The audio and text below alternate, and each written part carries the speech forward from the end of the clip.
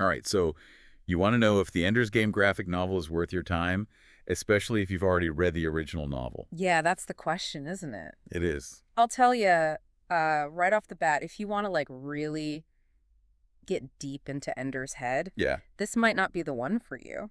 Okay. But if you want to revisit it and you want to see those zero gravity battles brought to life, Yeah. then it's definitely worth picking up. Okay, that makes sense. It's like a fun retelling, Sure. but not necessarily a replacement. Okay, so it's not going to replace the book, but what makes this one in particular worth checking out?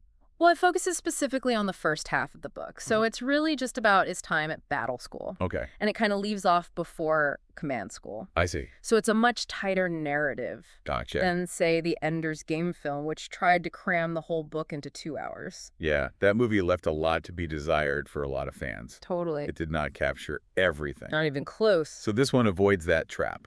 I think so. Oh, It focuses really on those formative experiences at battle school. Okay. So you get to see things like his first zero-gravity battle, Yeah, his strategic triumphs in the Giant's Drink. those are very visual moments from the Okay. book. Totally. So seeing those come to life would be pretty cool. Yeah, really it brings it to life in a new way.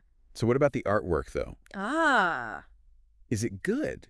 Well, Goodreads is kind of all over the place on it. Yeah. Some people really like it. They say it's crisp. They say it's efficient. Yeah. Especially in depicting those high-intensity battle scenes. Mhm. So it does a really good job of conveying, like, the speed and chaos of zero-gravity combat. But I also saw that some people thought the character designs were a little generic. Yeah, Like they had trouble telling the characters apart, yeah. Especially with the helmets on. especially with the helmets on. Yeah. Yeah. So that's a problem. It can be. If you can't tell who's who, It can be. that kind of takes you out of it. Yeah, imagine trying to track who's who in a giant space battle Right. when everyone looks the same. Yeah. It's tricky. Yeah, you kind of need those visual cues. Yeah, you do. So that's a bit of a downside. It is for some people. Yeah, For other people, it's not a big deal. sure.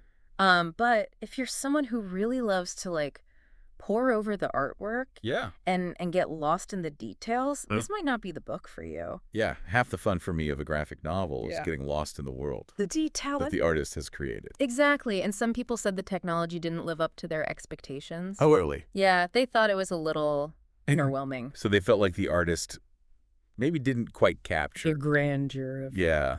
Okay, so we've got kind of a mixed bag on the artwork. Yeah. What about the story itself? Okay. Does it actually capture what Ender's Game is all about?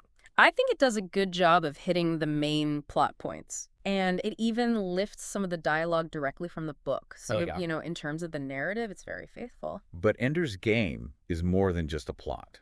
Oh, for sure. It's about Ender's internal struggle, Yeah. his strategic thinking, Yeah, his genius. his genius, Yeah. and the moral complexities of everything that's going on. It's a deep book. It is. And so to condense that into a graphic novel format, Yeah. some things are going to get lost. Yeah. You're not going to get that same level of nuance that you Well- get in the novel. And I imagine a lot of it is the internal monologue. One reviewer specifically said, I miss being inside Ender's head. Right, and that's a big part of Ender's Game, is Yeah. his thought process. Yeah. So I can see how that would be a little bit of a letdown. Yeah, if you're looking for that deep psychological exploration, Yeah. this might not be the one for you. Okay, so it's not quite there, It's not quite there. but it does follow the main plot points. It does. Okay.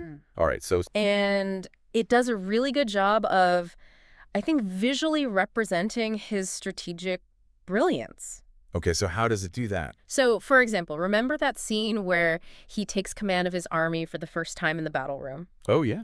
In the novel, we're told about how he's thinking Yeah. and how he's seeing patterns and predicting his opponent's moves. And it's all very internal. Right. It's his thought process. And so in the graphic novel, you actually get to see that play out Yeah. visually. Yes. You get close-ups on his eyes as Yeah. he's observing the enemy formations, Ah. and then wider shots showing the battlefield from his perspective. I see. And you can see the patterns that he's noticing. Oh. And the way the panels are laid out really helps you understand Yeah. how his mind is working. So it's not just showing you the action. Right. It's showing you how he's processing the information. Exactly. That's cool. It's taking that internal stuff and making it visual. Yeah. And so you can really appreciate his genius on another level. So it adds a layer of understanding Yeah. that you wouldn't get from just reading the words. Yeah, I think so. That's neat. Yeah, and I think that's what makes this adaptation so interesting, is it's not just like Yeah. a straight retelling. It's a reinterpretation. Yeah. It's taking the story and saying, how can we tell this Yeah. in a new way? In a different medium. Yeah. Yeah. That's cool. And using the strengths of that medium. Yeah, exactly. And I think that's what makes a good adaptation. I agree. Is when it's not just trying to copy the source material. Got to add something new. It's got to bring something new to it. There's something new to the table. Exactly. Yeah, I think so. Yeah, that's really cool that they were able to do that. And it's not just the strategic stuff. Okay. They also, I think, do a good job of depicting the psychological manipulation that he endures. At the hands of Colonel Graff and the other adults. Right. It's like one of the... That's one of the most disturbing parts of the book. It is. In a way. Yeah, and it's hard to capture that in a visual medium. Yeah. But I think they do a surprisingly good job. Okay. So, like, remember the scene where he's isolated from his friends and he's pushed to his breaking point? When he hurts Bonzo Madrid. Yeah, like that's... It's heartbreaking. It is. And they use these, like, tight close-ups on his face. You can see the anguish, the frustration, and the panels become almost claustrophobic. Yeah. Mirroring his sense of isolation. Interesting. So they're using the visuals to kind of like amplify that feeling. the emotion. Oh, exactly. And then the color palette shifts to these darker, more oppressive tones. Oh, wow. So they're using every trick in the book to make you feel what he's feeling. Yeah, they're using all the tools of visual storytelling. To really bring it home. And it's not just the visuals. The dialogue is also really well done. You see Graff observing Ender through the monitors, and his words are just dripping with this, like, calculated coldness. Oh, yeah. He's a master manipulator. There is. Graff. He is. I mean, that's what makes him such a fascinating character. Yeah, and it's almost like you can feel his presence looming over Ender, even when he's not physically in the scene. Wow, that's really cool. Yeah, it's powerful stuff. It is powerful. And it brings us back to this idea of choices, right? Like, they can't show us everything that's happening in Ender's mind, but they can use these techniques to, like, evoke those feelings and create this visceral experience. That's interesting, because we were talking earlier about how some people thought the artwork was too simplistic. Right.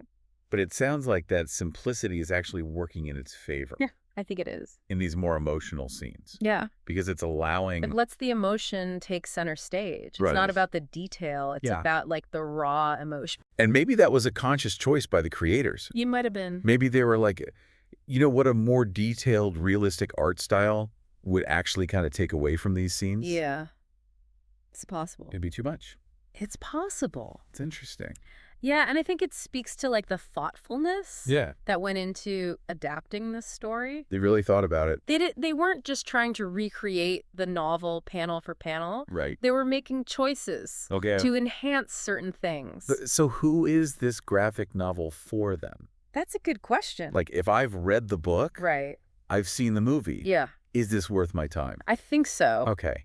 Yeah, even if you know the story backwards and forwards, I think it offers a fresh perspective. It lets you see these iconic moments brought to life in a new way. So it's almost like how a movie adaptation can sometimes shed new light on a book that you thought you know really well. Exactly. Okay. Yeah, I think so. So it's like a companion piece to the original. Yeah. It's not a replacement. It's not meant to replace. But it's something to add to it. Yeah, to complement it. Okay. Yeah, and I think the visual interpretations can actually spark new insights and perspectives. Like how? Give me an example. Okay, so let's go back to that scene where Ender takes command of his army for the first time. Okay. In the novel, we get a very detailed description of his tactical brilliance. Yeah. But in the graphic novel, you see it unfold before your eyes. You see the movement? You see the movement, and you see how the different, like, squads are interacting. And the panel layouts, the character positions. Even the use of motion lines all work together to convey, like, the fluidity and precision of his movements. Oh, that's cool. Yeah. So it's like you're watching a master strategist at work. You are. It's like you're right there in the battle room with him. So the visual storytelling is adding a layer a layer of understanding. Of understanding that you wouldn't necessarily get from the text. Exactly. And I think that's what makes this adaptation so intriguing, is it's not just a retelling, it's a reinterpretation. Yeah. It's taking those core elements of the story and it's translating them into this visual language, and offering this new way to experience them. Okay, so how does it compare to other science fiction graphic novels out there? That's a good question. Because, I mean, there's a lot of them out there. There are. So what makes this one stand out? I think this one is... Does it? It's a classic adaptation. Okay. It's not trying to reinvent the wheel. Okay. It's staying very true to the source material. Okay. So if you're looking for something groundbreaking or experimental, this might not be it. Okay. But there's something to be said for a well-executed, faithful adaptation. Yeah, especially of a story as beloved as Ender's Game. Exactly. Okay, so it's more about revisiting a familiar world than exploring uncharted territory. Exactly. But I think it does it well. Okay, and it sounds like you're saying it does it well. I think so. Which is what matters. It does at the end of the day. Yeah, it's a satisfying read. Yeah. Okay, so it's faithful to the source material. It is. It's a quick read. It is. You said you could probably finish it in one sitting. Yeah, it's like a concentrated shot of Ender's Game. Okay. It hits all the major plot points, the emotional beats. All right, so if I were to pick this up, what are the key takeaways? I think the key takeaway is if you want a visually engaging, fast-paced, surprisingly faithful adaptation of Ender's Journey. Yeah. This is worth checking out. Okay, so it's a good adaptation. It is. It's not trying to be something. It's not. Right. Okay. Yeah. All right, so... Fun way to revisit the story. It is. Yeah. Okay, well, that sounds pretty good. It is. I think you've convinced me. Okay, so we've talked about the artwork. Yeah. We've talked about, the choices that they made in adapting it. Mm-hmm. We talked about who it's for. Right. But for those who are still on the fence, give us the final verdict. Okay. Is this graphic novel worth checking out? If you're a diehard fan of the novel and you're looking for that same level of depth and nuance, this might not be the one for you. Okay. But if you approach it as like a companion piece, a way to revisit Ender's journey, and see it brought to life in a new way, I think you'll find a lot to appreciate. It's like you say, it's like choosing between like a gourmet meal and a really delicious snack. Yeah. Like they're both satisfying. Totally. But they're different. And this is that snack. It's like a quick bite that captures the essence of the story. So it gives you the flavor of Ender's Game. The flavor of Ender's Game. Without having to without the commitment. Yeah. Sit down for the whole meal. Exactly. Okay. And as we talked about, it does enhance certain aspects of the story. It does. Like being able to see Ender's strategic thinking. Yeah. That's something you can't really get from the novel. No, it's all in his head in the novel. Yeah, you just have to kind of imagine it. And so to see it visualized, I think is really cool. But we also have to acknowledge that, the artwork is not perfect. It's not for everyone. Yeah, some people thought it was a little lacking. Yeah, some people had trouble distinguishing the characters, especially in those big battle scenes. Yeah, when they've all got their helmets on. Exactly. Like, who's who. Yeah. So that's a trade-off. It is. To get the visual excitement, but you might lose some of the clarity. It's a trade-off, for sure. Yeah, in terms of who's who. But the world building, I think, is top-notch. Okay, so the environments. The environments, technology. They really come to life. They do. Okay, good. Because that's important to me. It is. It's important to a lot of people. I love a good setting. Yeah. Yeah, me too. And the emotional impact. Oh, yeah. Even though it can't capture everything from the novel, it still does a pretty good job of getting those emotions across. Particularly in those scenes where he's being manipulated. Yeah. Isolated, pushed to his breaking point. And the way they use the art style to really amplify that. The simplicity of it actually works in its favor there. It makes it more powerful. It does, by stripping away some of the detail. It lets you focus on the raw emotion. The emotion. Yeah. So it's not all just battles and spaceships. No. It's also about the human element. Yes. The things that make Ender's Game such a thought-provoking story. Exactly. So to wrap things up, what would you say to those people who are still on the fence about whether to check out this graphic novel? I would say if you're looking for a quick, visually engaging way to revisit the world of Ender's Game, or if you're just curious about the story but you're intimidated by the length of the novel, this is a great entry point. It captures the essence of the story. It offers a fresh visual perspective, and it might even inspire you to dive back into the original. Or maybe check out some of the other books. Yeah, explore the rest of the Ender saga. Yeah. It's a gateway. It's a gateway to a whole universe. It is. All right, well, there you have it, folks. There you go. If you're looking for a quick, fun way to revisit the world of Ender's Game, check out the graphic novel. Do it. It might surprise you. It might. Thanks for joining us for this deep dive into the Ender's Game graphic novel. My pleasure. We'll see you next time for another deep dive into the world of stories.